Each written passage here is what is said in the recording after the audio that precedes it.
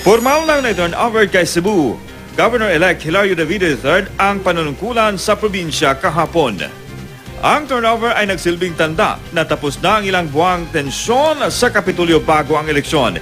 Ilang linggo kasing nagkulong sa Kapitolyo si nooy Cebu Governor Grant Garcia na nasuspende dahil sa mga aligasyon ng pag-abuso sa kapangyarihan. Bago ang turnover kahapon, nagkita sa unang pagkakataon sina Davide at Garcia noong Martes. Ipinakita ni Garcia ang kanyang 12-point agenda na ginamit niya sa 3 terminong panunungkulan sa probinsya. Si Garcia pa mismo ang nag-ikot kay Davide sa Kapitolyo. Pinulong din nila ang mga department head. Si Garcia lilipat naman sa Kamara makaraang manalo bilang representative ng 3 distrito ng Cebu.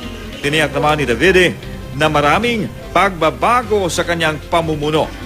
Sisimulan niya daw ito sa pagbalasa sa mga department head sa Kapitolyo. There may be some changes, no? Atong tanaw na ito, review tanan yun ang performance of kini mga sa mga department heads. And even mga ubang employees, we'll see.